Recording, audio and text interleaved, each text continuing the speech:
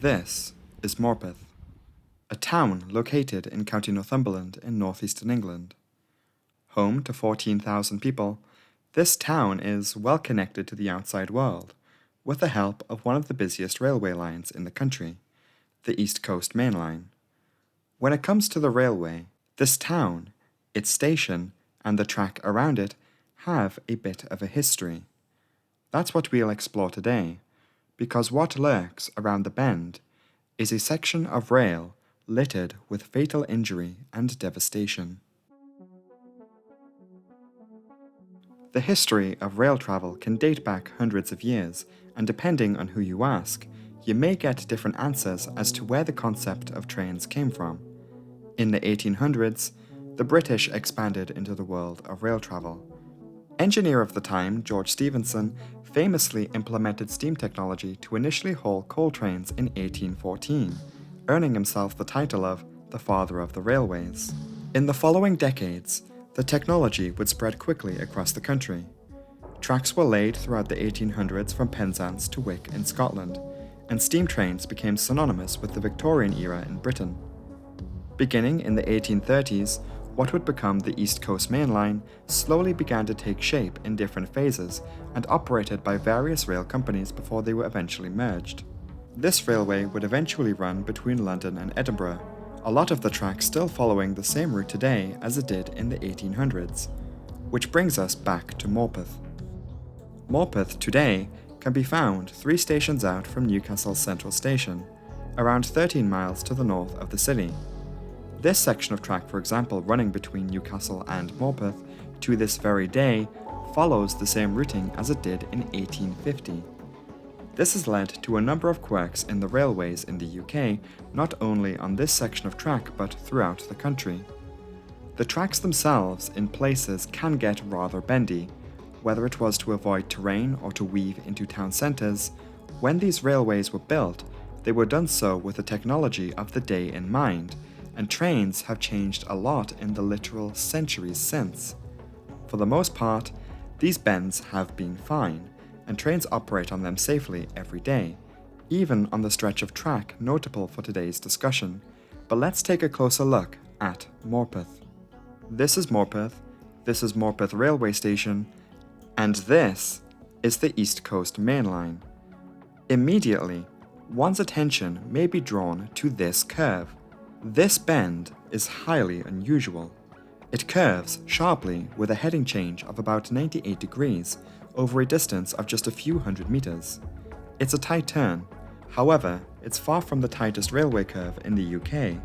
Other suburban, country, and metro lines may have sharper turns, but these are usually taken with smaller trains at slower speeds. Comparatively, this section of track at Morpeth is on one of the busiest intercity routes in the country. High-speed trains come through Morpeth Station numerous times every hour, not to mention the freight traffic or the regional trains that actually stop here. If you travel through Morpeth on the train today, there is a speed limit for trains of 50 miles per hour. Either side of that speed restriction are areas of track with speed limits up to 125 miles per hour, so trains must slow down to tackle the curve. So how did things go wrong? The date was May 6, 1969. A train departed London's King's Cross station at 7:40 p.m. heading northbound to Scotland. It was the Aberdonian sleeper service. This sleeper train would depart London every night and travel up the East Coast Main Line, as its name suggests, terminating at Aberdeen. At the time, it was a journey of around 11 hours. The train itself comprised of 11 coaches that were hauled by a British Rail Class 55 locomotive. It's also known by those in the know simply as the Deltic. The Class 55 was a quintessential part of the British Railways in the 1960s. The locomotive would serve for around 20 years and shared its general design with a number of other locomotives from the yesteryears of rail travel. Where the Deltic gets its nickname from is from the design of its internal triangular-shaped engine. On the evening of May 6, 1969, the Deltic numbered 55011, indicated to have been number 11 of the 22 units constructed, made its journey up to Newcastle without issue. the date now having gone into May 7th in the early hours. At Newcastle, there was a change of train driver. It was here when a man by the name of L. Byers, aged 48, took command of the train. The Aberdonian left Newcastle at 1:06 in the morning. Travelling northbound of Newcastle, the train accelerated up to a speed of 80 miles per hour. The driver was able to observe all the speed restrictions out of Newcastle, of which there are numerous to be aware of. As someone who had been working on the railway for 29 years at the time, Byers was very familiar with the route up to Edinburgh. As Byers had survived this accident, his testimony of what happened next was crucial and is laid out in the accident report. He had previously been late on a recent journey and received a letter when he turned up for work that evening. The letter simply demanded an explanation for this discrepancy of time. Having passed the town of Cramlington, the train continued northbound towards the next town of Morpeth. Before reaching Morpeth, Byers would have needed to slow the train down to 40 miles per hour to handle the Morpeth curve. Apparently, the driver's mind began to wander in relation to that letter. The distraction meant that his attention was now diverted from concentrating on driving the train. The sleeper train entered the Morpeth curve at 80 miles per hour. Upon noticing the sharp bend, Byers immediately hit the brakes.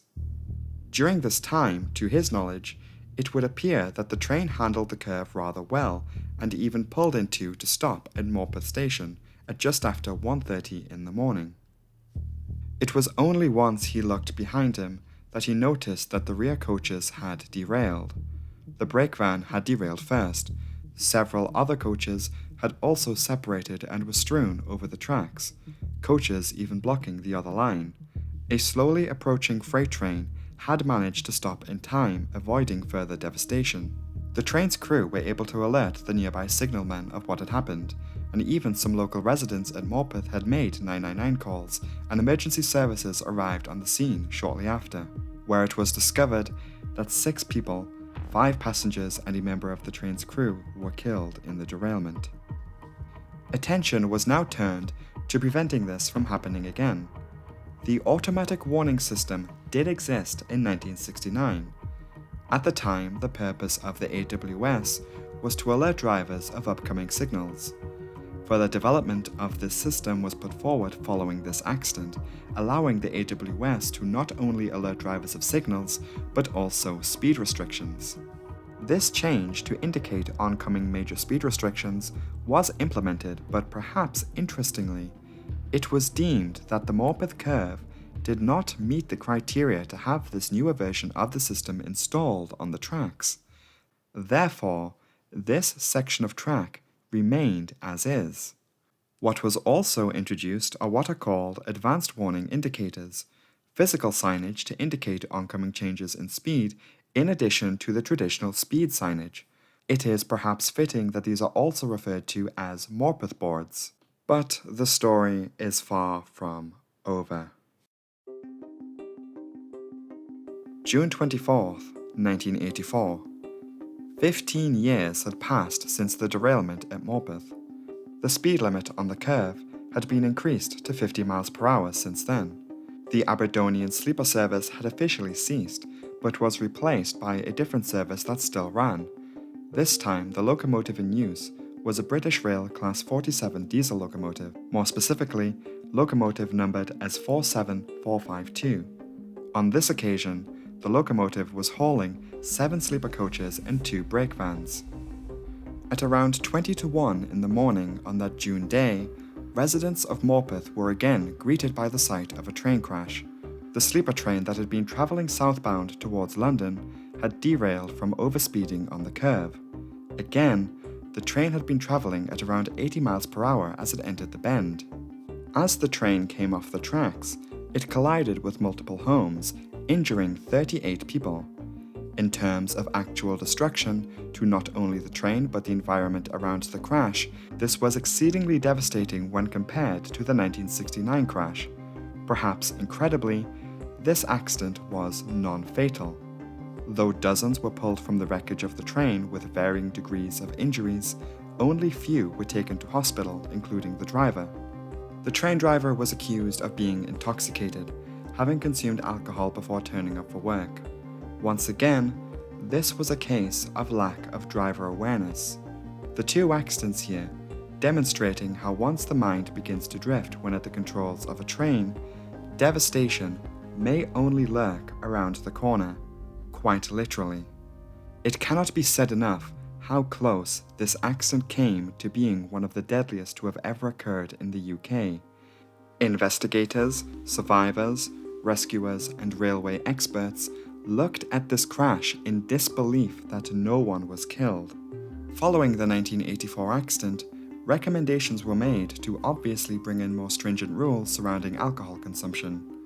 The accident report even suggesting that British Rail take a page out of the aviation industry's book on the matter.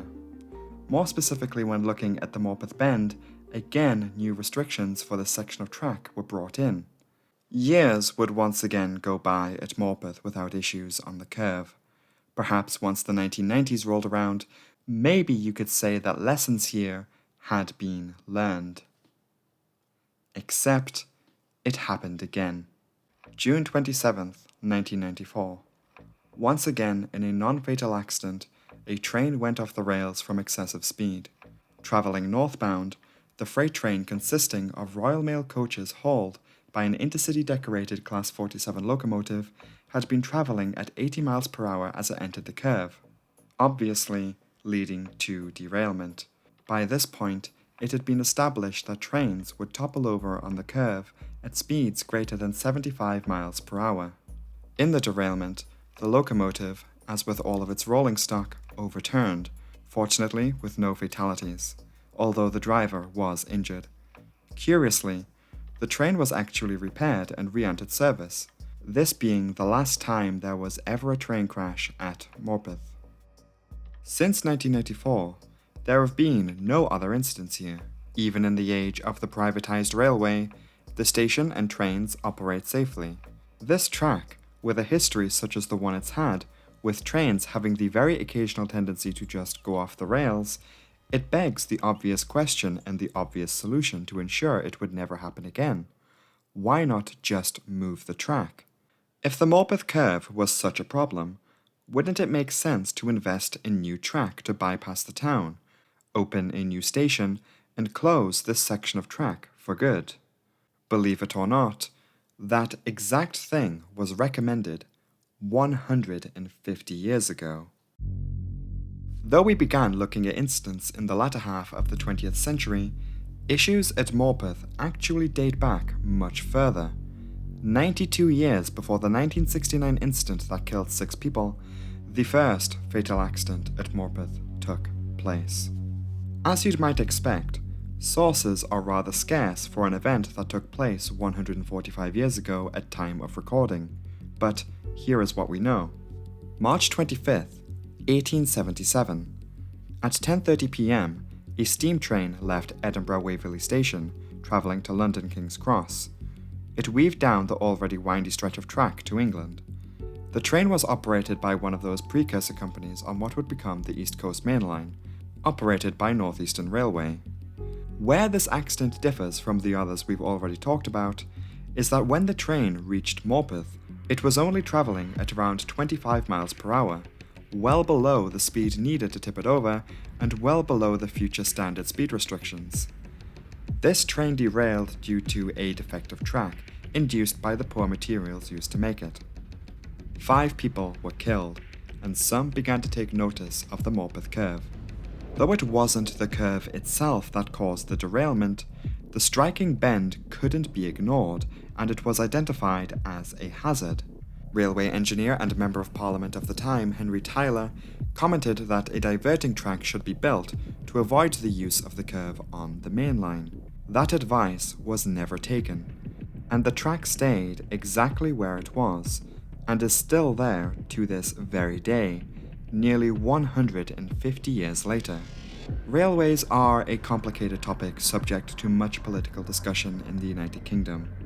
The idea of building new track to replace the Victorian-era railroads has been hotly contested across partisan lines. The rollout of modern high-speed railways comparable to other developed nations has been abysmally slow. And it looks like the Morpeth curve is here to stay.